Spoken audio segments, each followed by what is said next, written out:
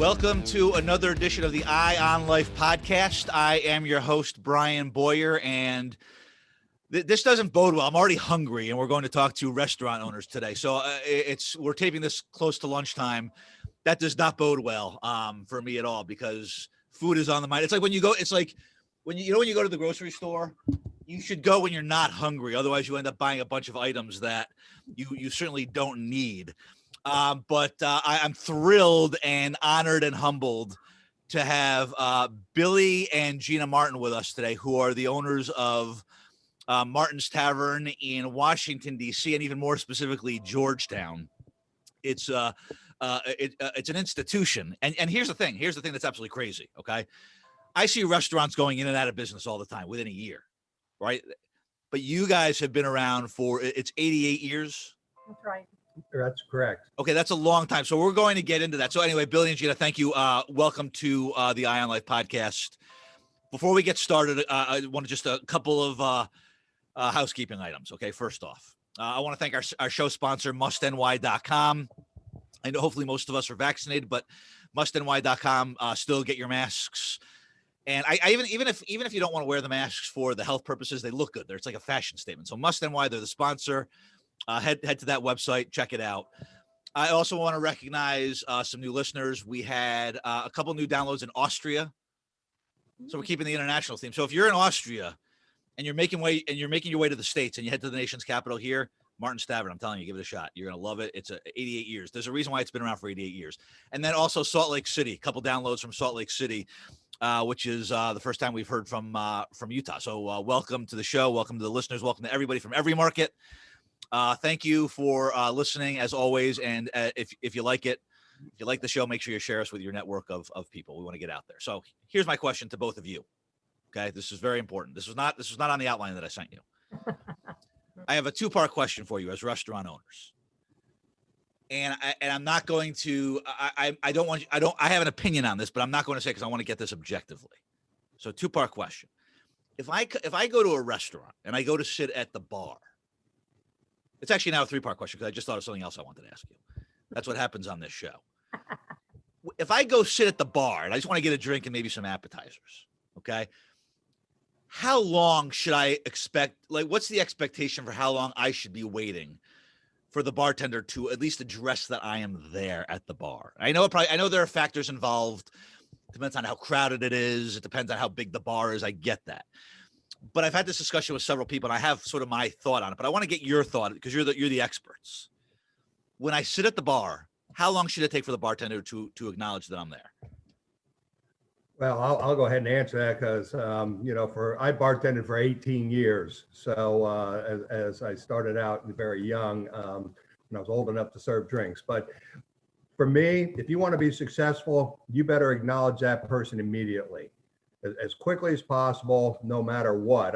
Even if you're at the far end of the bar, make eye contact, give them a high five or something, and just sign and just let them know that you see that they're there. Okay, good. So if I said within 30 seconds, that's acceptable, maybe even too long. Well, 30 seconds would be yes. That's acceptable. I would say that's acceptable. Okay, A lot of people want to come in. When they come in, they especially if they're new there, they're going to sit down, they're going to look around, they're going to see things. So it buys you, 10, 15 seconds. So 30 seconds, I think, would be a good number. That's fair. Okay, that's good because I'm not above anyone else. I'm certainly not a VIP, but I do feel like when I go to a bar, I at least want to be looked at and addressed. I got you in a second. I'm just, that kind of thing. But there are a couple times where I've sat for 2 minutes, which I know sounds really high maintenance. I get that. But I feel like, think about it. If you sit there, if we sat here for 2 minutes right now, it would be a very uncomfortable. It'd be a long time. It's a long time. So make eye contact, a wave, just something, right? Just something. Okay, so that's fair. So I have another bar question for you. So this is where the three-part question comes in. I've always thought of the bar as kind of a community, right? Whatever establishment you're at, the restaurant scene itself is a community. So my question to you is, and we know that there are people in society who are not good with social cues, and that we know there are people who don't act appropriately, especially after a couple of drinks. But when you're at the bar, let's say I'm at the bar by myself, and there's like two people next to me. They could be male, they could be female, whatever. That's not even the point. And I start kind of talking to them. I sort of feel like that they should be almost engaging in the conversation, because when you're sitting at the bar, you kind of have to expect other people to kind of talk with you, because it's almost like Cheers, like the show. You're there. If you don't want to be spoken to by anyone, then maybe go get a table. But is it acceptable if I'm there by myself, as long as I'm being appropriate and nice, that I could start a conversation with the person or people next to me and not be shunned for that? Absolutely. I mean, and that you're absolutely right. The bar versus the dining room are two really separate things. And the bar, patrons that go to the bar, of course, there's going to be people that go that are waiting for a table. But even then, they want to, I find 9 times out of 10, everybody wants to be engaging. They want to know who you are, where you came from, have you been here before, what's good on the menu, or just vice versa, hey, yeah, we're from Seattle. Oh, we're from Texas. And we came here because we heard about this or heard about that. And I just think that people definitely like to talk to each other when they're at the bar. I mean, there are a few that don't want to engage in conversation, but I think that's very few and far between. Yeah, I mean, bars are kind of the social scene. Well, if I sort of feel like if you don't want to talk to anyone, either sit at the end of the bar away from everyone, or you should expect, and again, I'm not talking because people will be watching the show. And I know I have a lot of female friends who have had that male that has come over and slobbered all over them and engaged in conversation that they may not want to, that might be a little awkward or a little creepy. So that I'm not talking about that. I'm simply talking, like one time I was at a bar here, right up in Connecticut. And I was actually with a buddy of mine, and we were trying to think of this. There was a movie that we were talking about. We couldn't remember the name of the movie. And there were these two guys that were sitting next to us. And I asked them, do you remember the movie that had this premise? And they actually helped me. They actually remembered the movie. Yeah. And they were totally cool about it. But I feel like sometimes when you go to the bar, sometimes people look at you like, why are you talking to me? And I feel like that's on them. That's not on you.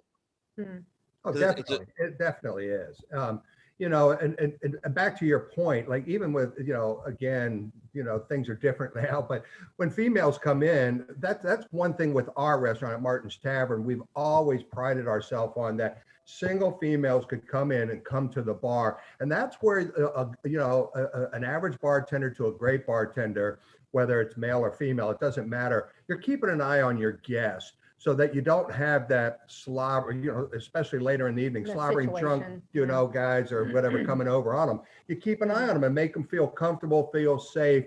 And again, you help steer the conversation even there, to help them out, make sure nothing happens. So, well, it is interesting. And again, I do think that there is a little bit difference in the gender, because I know some females who say they will go to a bar by themselves and feel very comfortable. And if somebody bothers them, they'll be nice, but they'll be like, again, social cues. You kind of know when somebody wants to engage or not engage with you sometimes. Right.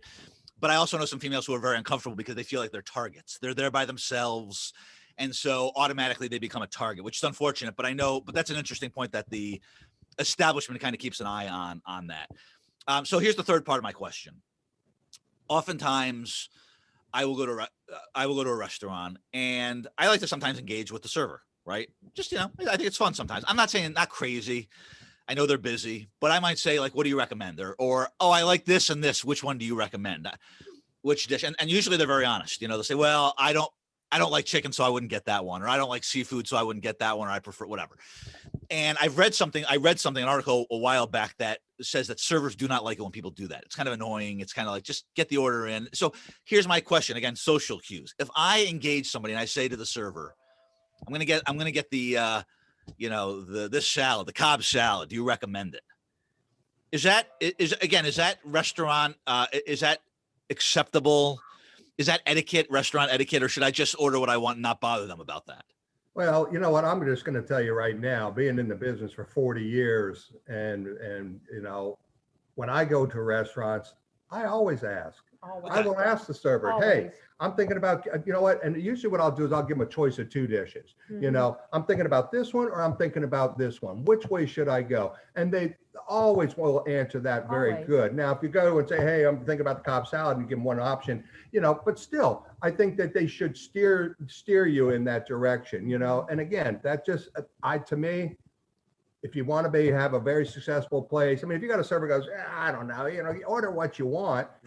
Okay, I probably will, and I probably will think twice about going back to that place, And again, it's you know, for me, it's from the time you walk in the door and that first face you see that greets you to going to the table or to the bar until the time you leave, even to the bus boys, you know, coming by and picking up your plates off the table. Mhm. You know, everybody has to be engaging, smiling, and happy, you know, and I look, that kind of goes without saying, but I guarantee many of you that are on here listening to this know that you go to places and sometimes that doesn't happen, you know, so it's important. So this is great. I see. I've learned. So I sort of feel like we've checked all the boxes. I'm sure there are other pieces of restaurant etiquette that may come up later in the conversation, but I wanted to make sure that I was not violating anything. I want to be a good customer.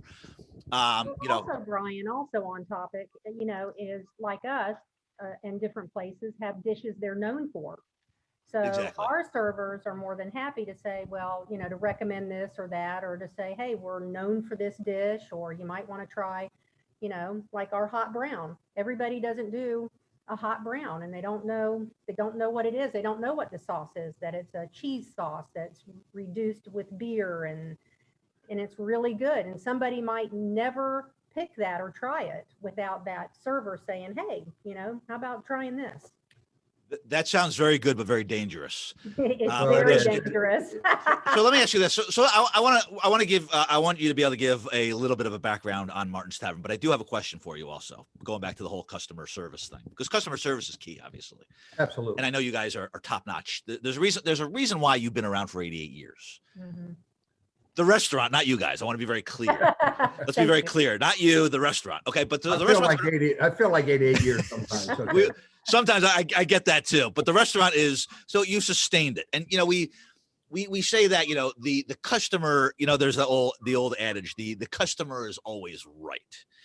So obviously you're doing something right when it comes to, you know, again, 88 years and continuing to go strong. What do you think about that saying, the customer is always right? Is that antiquated? It is somewhat antiquated, and I think you have to be careful how you deal with that. But, you know, there's been times where, you know, let me go back to the 80s, if you will. And I know you know, back then we had some servers that were, you know, quite frankly, they were gay. And, you know, that was kind of unacceptable back then. And so, you know, one in particular, his name was Herbie Angelicio, and he was about 6 feet tall, 6'4", and you know, some people wouldn't leave him a tip, you know, or leave him pennies on the table, Right. and he would actually go out the door and throw the tips at him and go, "You need this more than I do." So Right. I mean, that's a little over the top, you know, but that's just a little story I thought I would throw out there. So, but as far as the customer always being right, I think that if you're very diplomatic about it, you can, you know, explain to the customer why you don't feel maybe they're exactly right. I feel like it comes from a place of wanting to you know, to please the customer, because it is all about a positive, pleasant guest experience. I don't know that that means that they're always, so that cliche, the customer's always right. I think it's more about good service, maybe just trying to initiate that great guest experience. And you do. I mean, if something, hey, this steak wasn't cooked to my liking, or I don't like the green beans or whatever that you want to make them have an enjoyable meal. So here's my thing, and I, you know, I rant a lot on this show, and I'm gonna rant a little bit right now on your behalf, but on your behalf, let me just say that. So I don't believe the customer is always right. I do believe that. So to your point, I do agree. Like if you ask for something cooked a certain way, or you ask for a certain side and it comes wrong, I think you have every right to complain. I'll say complain. Right. Yeah. But I don't think anybody has the right to be a jerk. We don't have to, there's a certain amount of entitlement. I feel like when people go to a restaurant, you know, they turn into like this, you know, this kind of person where it's like, I'm entitled to treat the help a certain way. You know, you can very easily say, excuse me, you know, this isn't cooked correctly. Would you mind taking it back? And then they should react and say, oh, I'm so sorry that, you know, we'll take that back. We'll make this right for you. But I feel like when customers are rude to servers, to managers, unless it's something that, again, there could be a dynamic that's there, or there could be maybe something came out twice the wrong way, and then it gets irritating. I get that. or maybe they waited a long time for their meal and then it came out wrong. That's really annoying. But I feel like that you can be the customer, you can complain, but you can do it in a way that is respectful and nice about it. You're out to dinner. Okay, this is not going to change your life one way or the other. And I just feel like that you can bring it to somebody's attention without being a first-class jerk about it as well. I agree. You know, what I'd like, if I can tell even a story about that a little bit, is that a couple things here that come to mind is, let's just say you have a party of 4 come in, okay? And then one guest, and again, they could be guests that are kind of particular, if you will. But it seems to me that when you have one guest that isn't happy, and again, these are the kind of people that are maybe very particular, but then what happens is all of a sudden the salt shaker doesn't have enough salt in it. Oh, and look at this. So they just start picking everything apart. And then that's when it gets really difficult. I recall one evening I was talking to a guest at one particular table, and the next table over, these were 4 people from New York visiting, just first time to our restaurant, and it was a very busy evening. And the server, the wife of one of the gentlemen there, and they were two older couples, had ordered salmon, and her salmon had come out wrong. The first time, I think I don't recall, it was a pretty long time ago, and then when it came out the second time, I heard the husband really kind of getting on to the server. Now, and again, when you're in the restaurant business, you've got to be able to, talk. I'm talking to these guests at one table, but this ear is listening to what's going on over here, and that, again, I think is something to be very successful. You've got to, I'm ADHD, and that really helps in the restaurant business because you can see things going all over the place and kind of keep it all processed together. But I went over and I I said, you know what? Let me take care of this. I didn't tell him who I was. I said, I'm going to take care of this right now, right away. And I went back immediately, came back out. These people said, when they left, they thanked me profusely and said, you had turned an absolute terrible experience into, we will tell all our friends to come here when they come back. Again, it's all on how you handle the situation. I want to share another story, if I might too. Years ago, I bought my father out, and to do so, it was a little bit of a challenge to do that. And I had a gentleman come to me that said that he was going to be an investor for me, and he was just a real godsend. And he said, "Let me tell you why I want to invest in you." And he said, "You're not going to remember this story, but," he said, "years ago, I was here as a single diner sitting in your rumble seat," and we can discuss that later if we'd like about it. It's a very unique and fun booth. And he was a gentleman that orders, he always liked Delmonico steaks, but he ordered them well done, and so the server had brought him his steak and it was more medium. And he called the server over and said, "This is not cooked enough for me. I want it well done." And the server made some comment like, "Well, the chef is not going to cook it any more than that." I don't recall, but it was something to that effect. Yeah, because it ruins it. But yeah, because it'll ruin the meat. I've heard that before. That happens. But I overheard. Obviously, I guess I had overheard this because I was working the floor, and I went over and I said, "Oh, sir, let me take care of this for you immediately. I'm sorry, I apologize for this. Let me take it back." And again, brought it back out the way he liked it. And he loved it. I don't remember that story whatsoever, but that was a big key factor in him seeing that personal, interaction, that guest experience, right, to take care of them. That, hey, he decided to help us out. Well, that's a great story, and it shows, the customer service comes around, right? It full circle there. I find that absolutely fascinating. Of all the things in society, all the things in life that are important, the way people like their meat cooked is one of the biggest things. I'm sure you've experienced. You probably had people. I guarantee, I'm sure you've had people that have had tantrums, right? Because their steak is not cooked the right way. You've had chefs probably that refuse to. I'm not going to cook that cut of meat well done. That'll ruin it. It's amazing. Of all the things, we have politics. We have all these issues, right? how people have their steak cooked might be one of the most sensitive issues in society right now. You can get into big fights about it. I've heard people get into arguments about it. I'm sure you have, and you probably I'm sure you've had conflicts with people over that. Well, It's amazing. we've definitely had conflicts over it, but one of the things, again, to circumvent any problems, again, we have, we work with our staff and we tell them, say, if somebody orders their steak well done, we just very politely say, hey, fine, we'll cook it that for you, but I just want to let you know that if there's an issue with your steak, we're not going to, we can't be responsible for it if you don't like it, if it's cooked that way. I mean, if you take a exquisite piece of meat and you cook it well done, it's going to be tough, it's going to be dry. Right, and right. So I'm not going to have somebody who's paying me, $40 or $45 for a steak and wants it well done and then goes, I can't eat this, it's too dry or too over, whatever. I'm sorry, I can't eat that. Well, you know what? I try not to judge people. Okay. I try to be understanding. We're going to talk about diversity in a couple minutes because I want to go back to what you said about the 80s because that's what I want to touch on. But I have to say, if you have a good cut of meat and you have it cooked well done, I don't want to have anything to do with you. I'm sorry. We can't be friends.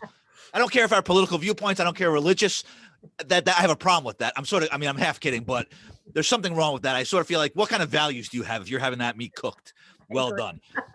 Let me ask you this, because so Martin's Tavern, we're talking to Billy and Gina Martin, owners of Martin's Tavern in Georgetown, Washington D.C., nation's capital. Been around for 88 years. It's a DC institution. It's one of these places where you go to DC and you can walk around the streets for anywhere in DC for 5 minutes, and you say Martin's Tavern, somebody's heard of it. Obviously, there's political connections to it and sports, all these different connections. But I guess I want to ask you how and we talked about the beginning of the show. And I've worked with restaurants before, done marketing for restaurants, and it's cutthroat. I mean, the restaurant business is not for it's not for the faint of heart, right? It's something that it's a very hard, because there's customer service, there's the food aspect, there's the operations, there's the marketing, there's the business side of it. I mean, there's so many different elements, right? And you see businesses go in and out, restaurants go in and out all the time. Sometimes you go there, you see a new restaurant, and then you go back like a week later and like, wait, what just happened? I thought it just opened. So 88 years is remarkable. How have you sustained it? Is it the food? Is it the customer service? Is it the reputation? Is it what has sustained you this establishment for 88 years? What's the secret recipe? Pun intended. There's many layers to that question, but I will say that I think that it does come down to service, quality, location. Those are three big key elements to it. You touched on a lot of things there. One of the things you didn't touch on is repairs and maintenances. Is also a big issue. The restaurant business has to be in your blood. You have to feel it, you have to love it, you have to want it, and realize that, to be honest with you, nobody's getting rich in the restaurant business. They're doing it because they like it. They want to take care of you. They want to take care of people. They want to feed people. They want to, beyond the restaurant business, you engage in charities, you engage in different associations. And for us, one of the big things that's been good for us is the Concierge Association, all the hotels, again, being in Washington, D.C., being part of that community too. So that, and again, you just don't know who's coming to your restaurant. I mean, things in the last 20 years, and probably even longer, have changed. You can have somebody coming in jeans and t-shirt that might be a multimillionaire, and you don't know it. Right. And you see these stories all the time where guys have gone in to go buy a car, and they look like they were, off the street, and then they get blown off, and the guy could buy them out of their watch pocket, So, but again, another interesting thing is that going back, my father was more of an absentee owner, I might put it that way. And the restaurant itself, that would have been the third generation, started to lose its luster and everything. And I think maybe at his age, he kind of lost interest. And now I came in, I have 4 older sisters and a younger brother. So, my dad was a little bit up in age by the time I came into the restaurant business. But I looked at it and I realized one of the things that I did, I heard so many times people would say, oh, I walked by this place a million times and didn't even really realize it was a restaurant. And wow, I come in, this is such a great place. So when I was finally at the helm taking over myself, I changed the paint, the paint scheme on the outside of the building and did some things out there and I changed the entranceway, a vestibule. It was painted like a hunter green color. And I had that taken out and just redone with mahogany. And then I had we have some bay windows and I had some raised seam copper roof put on there. And then my menu box was just a generic menu box. I actually had a nice woodworker build me a menu box that kind of simulated the look of the front of the restaurant. And it had a little raised copper seam roof on it as well. And so after that, just doing those few changes, it was amazing to me how many people would come in and I would ask them, I always ask people, how did you come about Martin's? How do you come about Martin's? I got to be honest, I don't do that as much anymore. But in the beginning, when we were really starting to build up the business and starting to, clean the dust off, if you will, to get us back into and being an independent restaurant, one little mom and pop place versus back then, there was this influx of mid high-end, chain restaurants, if we have McCormick and Schmick's and these types of restaurants. So, and a lot of the mom and pop places, if they were independents, did go by the wayside because they couldn't keep up. So you had to really keep your focus. And so just making those couple changes amazed me how many people came to the restaurant. And said, because, we were walking up the street, we saw it and we came over. Where prior to that, people said, I walked by this place a million times and didn't come in. So again, it's little things that you do to make changes. One of the other things that I did back when I took over from my father, and was February 28th of 2001. And so for me, that was a big deal for my wife and I. And so we got into it, and I was there was a gentleman named Albert Isley. He was the editor of the Hill newspaper, and he was having lunch. Never met the man before. Went over, hey, how you doing? How's everything? And they told me who he was, and they realized, then come to find out who I was. And we had a long conversation about the place. And then he wrote this wonderful article about Martin's Tavern, and he said, Martin's is the Elaine's of Washington, D.C. And if you're familiar with the Elaine's in New York, I don't think it's open anymore, but it's very high end. I was like, took that as an extreme compliment. At the end of this wonderful article, he said, but Martin's is showing its age. It's dingy and dusty and kind of dirty. And I was like, wow, I couldn't believe it after all this great stuff. And he said that, but I've been there for, at this point now, almost 19 years. And sometimes you don't see the forest for the trees, right? So I stepped back and I took a look around and I went, wow, he's kind of right. So I went and I checked out a local restaurant chain. I don't mind giving a little plug here, Clyde's. And Clyde's is a great organization. And all the restaurants were always very clean. So I wanted to find out who cleaned their restaurants. And I found out, and I approached the company and they said, well, no, we only do the Clyde's group. And I said, okay. And they said, well, if you ever change your mind, I'd love to have you. And he did. He approached me not too long after, and I hired him to come do this maintenance for me. And it was an cleaning, if you will, not maintenance, cleaning. And it was 365 days every night. And it was not an inexpensive venture to go in with this.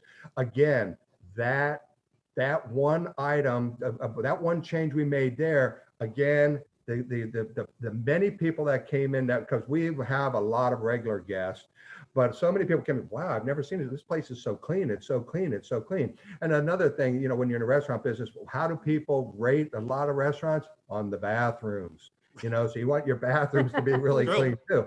So, so that little change was great. And the reason I threw out that date earlier, February 28th of 2001, because 6 months later, what happened? 9/11. And 9/11 was very catastrophic for many, many, many restaurants. And even for us, we had to take a look at, we had to make some serious cuts to survive. And I remember that day like it was yesterday. I get the goosebumps just thinking about it. But and so Gina was working in the office, handling all the bills and payroll. And she said, one of the things she said to me, said, the cleaning company is just too expensive. We're going to have to cut them. I said, we will make cuts everywhere but there, because too many people realize, and we didn't. And we up until COVID, we had the same company, but unfortunately with COVID, we had to cut back. So I'm hoping we get back to where we were, so we can get them back working for us again. And if I might say too, Sure. with that, it's not always, I don't know that you always walk into a place and go, oh my God, look how clean it is. But this company did really, we have a lot of brass. So the brass was always polished, the Mirrors. floor, the mirrors sparkling, the floor shiny, the wood floors very, very reflective and clean. And so sometimes it's those things that what you don't go is, oh God, how dirty is this? So it's from that to where, oh, this looks nice. I mean, you know what I mean? Well, again, It's- if I might interrupt there, let me just come back to how many years we've been in business, and nothing has changed. That's what everybody, even when not to go back to when I took over, but when I did, somebody go, oh, Billy, don't change a thing. Don't change a thing. This works. It works. I said, I'm not going to change anything. All I'm going to do is make it better. And again, people do come in. We have Tiffany lamps. People rub their finger on it, and you got to. Some places you go, there's an inch thick of dust on these things. So, I mean, it's attention. That's another to key detail. element, is attention to detail. Well, I think that a lot of people listening to the show may, including myself, you think about it. I knew this a little bit more just because, as I said, I've done work with restaurants before, but it is interesting that it's not just the food. The food is probably the foundation. I mean, if you don't have good food, then you're probably in trouble. But what you're doing is, your product is not just your food. Your product is the experience, right? So you're Right. talking about a clean place. You're talking about good customer service. You're talking about, nice bathrooms, right? Making sure there's soap in there when people go in. I mean, I've been in a restaurant. I'm always very worried when I go into a restaurant and there's no soap in there. I'm wondering what the employees are using. That's always a little, that's always a little sketchy to me. So it's a full product, but you touched on something. I'm gonna have to have you guys back on again. I say this to every guest. It was funny because when we first started the show, before we went live here, Gina, she's 45 minutes. We're almost 45 minutes in, Gina. It feels like it's been 5, but I told you, see, that's what happens. But so we're gonna have you, because I'm not gonna be able to cover everything. But I did want to ask you a couple questions. You talked about 9/11, obviously, and I happened to be actually in DC. I was living in DC at that particular time too. So I saw not just the devastation of everything about that day, but also to the economy and the business community.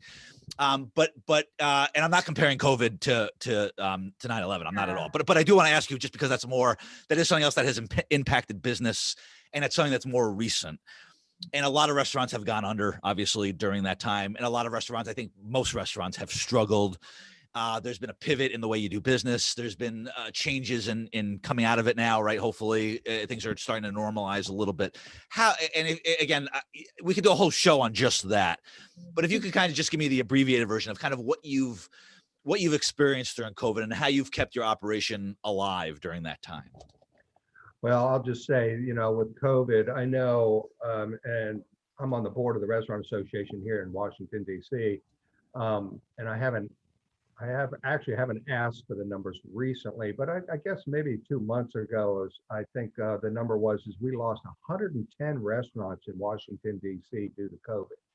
And there's many, many restaurants in Washington, D.C. But as far as sustaining COVID, again, it was just, in the beginning, it was just such an unknown.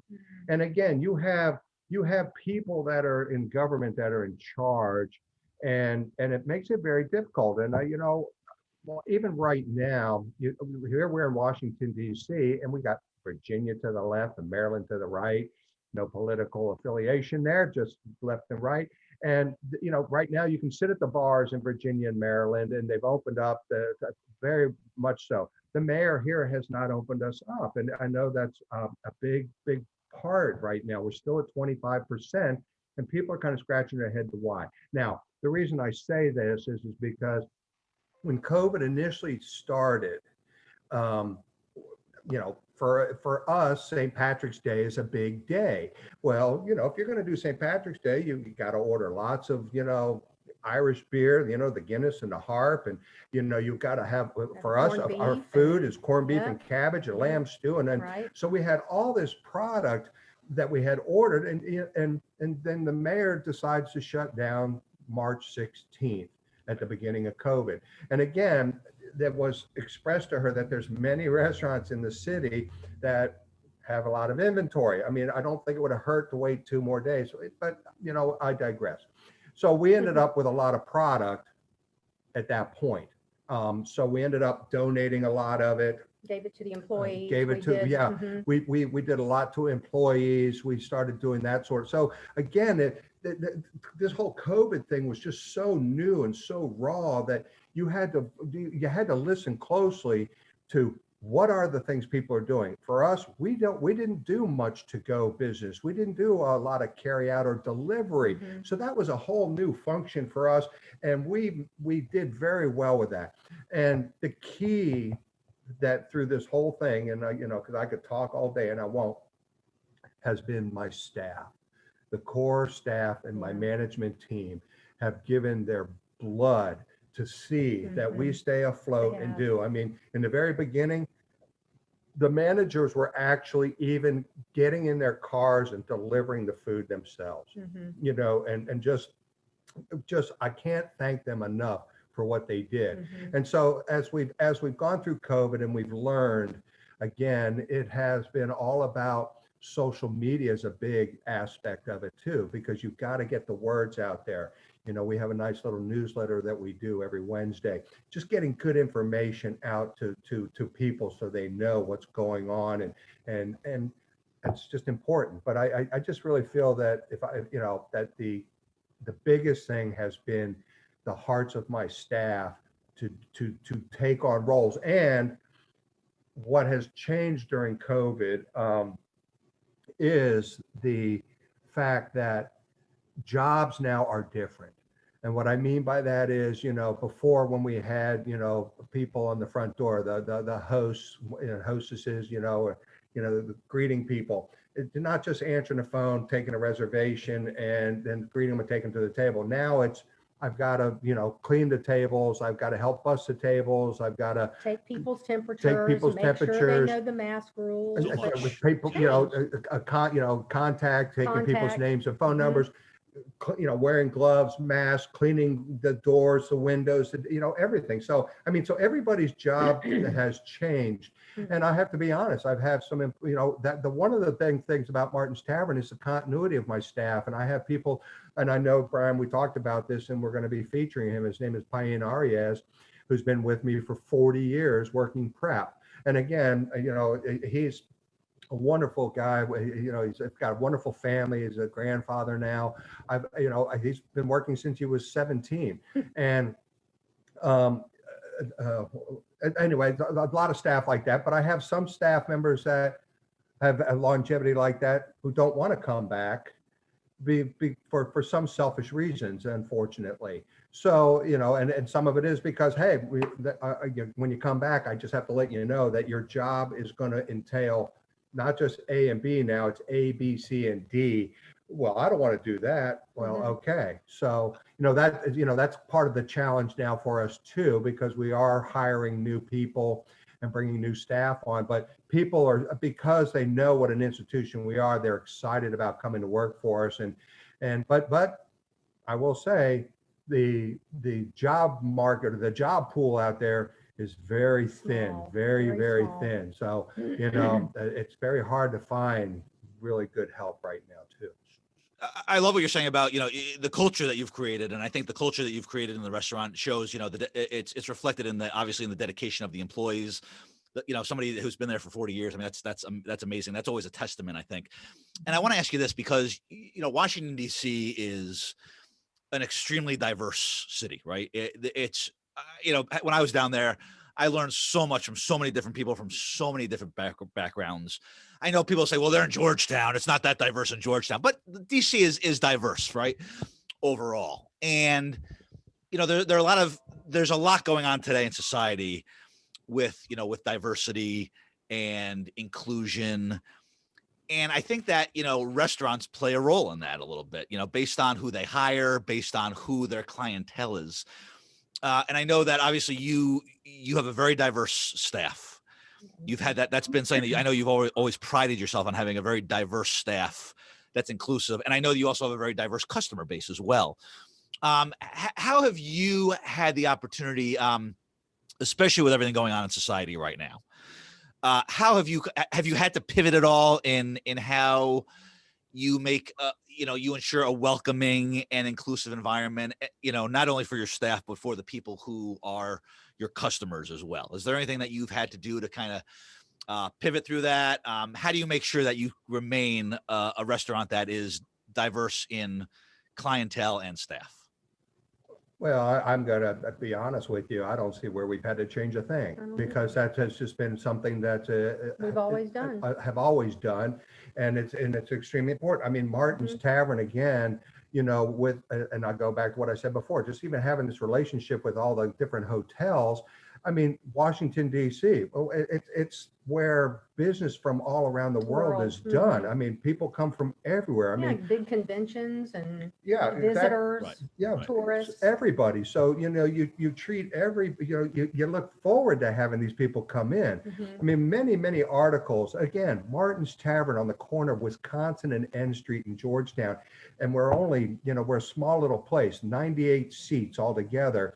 And how many articles have been written about Martin's Tavern around the world, all over the world, I love it when people come and they said, oh, a good friend of mine many years ago was in Prague in the airport, and she saw a group of guys walking by and they had on a polo shirt, that had our logo on it. And she jumped up and went, oh, I know Billy Martin, I know. And they were Italians and they didn't speak English. And they were like, who's this crazy lady? Who's this crazy lady? And finally the translator was there. What are you talking about? And when she explained it to him, said, oh yeah, we were in Washington, D.C. We went there. We loved the place. It was great. It was our little souvenir we got from there.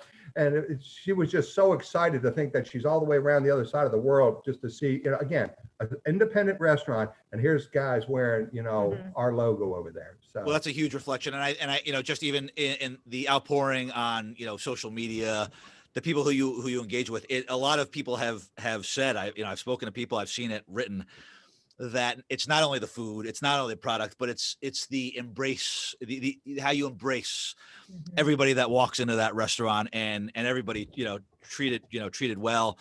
And that goes back to what we were saying before about customer service. So, kudos to you, especially during this time right now, and being in Washington, D.C. Can I add one more thing to that? Of course, absolutely. So there's a gal in New York. Her name is Peachy Deegan. And she does a blog, and she's got a many followers. She's in the city. Very, very interesting person. I like her a lot. And she came to Washington and wanted to try to get into the Washington, D.C. market. This was probably 7-8 years ago. Longer than that. Well, maybe longer than that ago. But the interesting thing is she was very particular too. One of these very, very, very eccentric kind of person. And when she wrote her blog, she too had said that, Martin's Tavern could rest on their laurels just with the history that we have, because we've served every president from Truman to George W. Bush. And of course, we've invited the past 2 presidents who didn't take us up on our offer, at least not yet. But she said they could rest on their laurels and could have average food, But this is what's great about Martin's Tavern is they've got great food, great service, great ambiance, wonderful history. And the staff and the owner is just fantastic. I mean, it just was great. And just from her little blog, how many people came from New York and said, oh, I read her blog, it was great. And she's absolutely right. It's just a wonderful place. And that's just, again, that's what it's all about. It's not about making money. I just love that acknowledgement. So I want to wrap this up with what might be the most important question of this entire segment. I'm coming in, and I'm not saying me directly, but I'm saying as a customer, I'm coming into to DC, and I've heard all these great things about Martin's Tavern, this institution, right? and I come in and I'm like, I don't even want to see a menu. Just bring to the table what your classics are, what you would, we talked about this at the beginning, what you recommend. It's me and a few of my friends. What food are you bringing to the table? I want to give people a little bit of an idea of what you're serving us for dinner, for lunch, whatever. I'm so hungry right now, and I'm just saying, just bring a bunch of things that you recommend. What are you bringing to the table?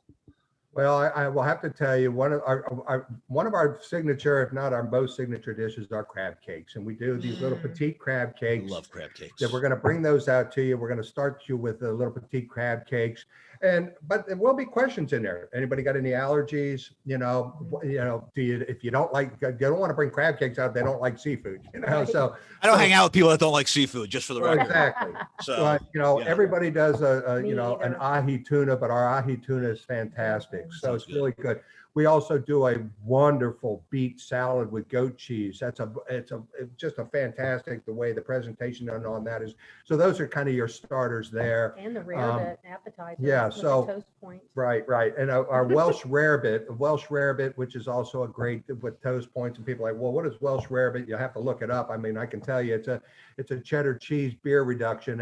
And real quick, a little history on that. If you go back in the late 1800s, it's really an English dish, and what happened was really the vagrants would go behind the bars at night, and they would get all the moldy cheese and the thrown out crusty old bread that was there, and here's some beer bottles with a little beer in it, and they would go over to their 50-gallon drums and throw a piece of sheet metal up there, and they throw that cheese on there, pour that beer, and dip the bread into it, and that's what that is. And it's just a fantastic, it's a wonderful dish. Ours is a little bit better than what they were doing. Ours is, it's done a little different. Yeah, it is done a little differently, but it's very add that in good. there. It's very good. So and again, I know you want to wrap this up, but our seafood dishes are just to die for. Now, let me come back. Breakfast. We do brunch every day. Our eggs Benedict. Well, I have a company that makes the corned beef hash special for us. And again, you got to leave your cholesterol and your heart concerns at the door. We do have a lot of heart healthy options for you. Right. But even our clam chowder, our oyster stew. I have people coming down from your neighborhood or even further north that come down and go, oh my gosh, this is excellent. So again, those are starters. I want to go back to another little history piece, if I might too, that when my great grandfather and grandfather started the tavern in the 30s, of course, right after Prohibition, that was still during the Depression. Now, my grandfather was a sports figure, but he also enjoyed, distilling his own whiskey, and he had a little partnership with a farmer, had a ranch up in Hagerstown, Maryland, and he was trading him whiskey for beef. So Martin's was known. We were like the original steakhouse. No, not really, but we were. We had for really good. Oh beef. Yeah, we had people come in. Sam Rayburn was the Speaker of the House, and Lyndon Johnson were great friends of my grandfather. They would come to Martin's, and many people off Capitol Hill would, and regular people too. I mean, there was many times you would see 4-star generals pulling up a milk crate to a table because there weren't enough chairs for people and ordering our steak. So I just a few years back said, I wanted to get back into that like tradition, if you will, farm to table, right? And so I did a lot of research, and I did come across a farm up in Reisterstown, Maryland. It's a 7-generation farm, and it's called Liberty Delight Farms. Great farm, all organic, self-sustaining. They have a giant spring on the farm that that the cows get to drink. So they have water even in the winter when it's cold, and they raise everything from pigs, rabbits, chickens, and beef, and it's really good. So I decided to go buy from them, and I tested many products, and it's very good. And again, I've taken my staff up there for them to taste it, see it, know it, so that they can educate the guests on it. And I mean, I have a tomahawk steak. It's going to cost you $140. Okay. And people, and I had people say, there's no way you're going to sell a steak like that. But when you tell them the story, and you tell them where it's coming from, and you give them a backstory, people go, and when they taste it, they go, oh my gosh, and that $140 steak is big. It's for two people, but I have many people that come in that buy it for themselves, to take it home because they're going to have it for their dinner or lunch for the next couple of days. Yes. So again, I just wanted to throw that out there that our and we have homemade desserts and let me just add this too, Brian, is I'm gaining weight here just listening to it, but just I'm not even eating anything and I'm already gaining weight. Many people collect matchbooks from restaurants, right? Our Yes. kitchen is about the size of a matchbook. And I have many restaurateurs from DC and around the country and beyond that come in and go, I don't know how you have such a diverse menu as you do and are able to produce what you do out of that little kitchen. And again, that's a testament to the staff that I have and the heart that everybody has that works for me for Martin's Tavern. Well, there's a lot of magic taking place in the nation's capital. Hey, the nation's capital, it's not just about all the politics that's going on in DC. It's about the restaurant scene. It's about Martin's Tavern, fresh food, ultimate customer experience, diverse staff and clientele, right? Yeah, you guys have a little bit of everything, and that's why you've been around for 88 years. I just want to, where can people find you? Where can people find more information if they want to learn more about you, your menus, the work that you do in the community? Where can they go? Well, they can certainly go to our website, which is very easy, martinstavern.com, and you'll find all the information there. You can certainly call the restaurant and somebody will be glad to give you a lot of information over the phone, but the best place is going to be the website. Yes, the website. I want some of those crab cakes. We're gonna have to make an arrangement on that. It's people love the beet salads. I can't get into. I would try yours.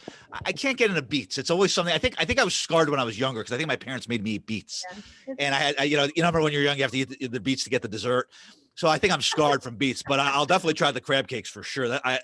There's nothing to me. There's almost nothing better in life than crab cakes. And and the funny thing is that what we've also learned out of this conversation today is not only all the complexities and intricacies of the restaurant business, but really how important food is to the culture of society. And we've had a couple shows on food, and I'd love to have you guys on again because there are a lot of things I didn't even touch on. But Billy Martin, Gina Martin, owners of Martin's Tavern, Washington, D.C., martinstavern.com. Check it out.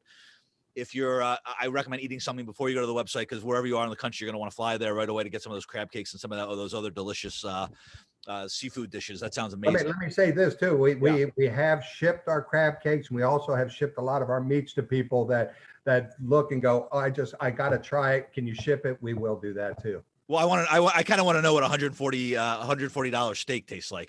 That's got to be like butter, I'm sure. But I want to thank you both. You're both doing an amazing job. 88 years is incredible. Here's to another 88 and beyond, right? And really appreciate all that you're doing in that community and all that you're doing to support your, the environment, the whole restaurant environment right now. I know it's a lot and it's appreciated. And it was great to have you on the show and learn a little bit more about what you're doing. I want to just say, again, thank you to our sponsor, mustny.com. Thanks to Billy and Gina, amazing people, an amazing restaurant, amazing community people. It's just unbelievable what they're doing down there. So in the meantime, I want everybody to keep an eye on your next meal, right? That's always very important. Keep an eye on Martin's Tavern. As always, keep an eye on life. Until next time. Thanks, Brian.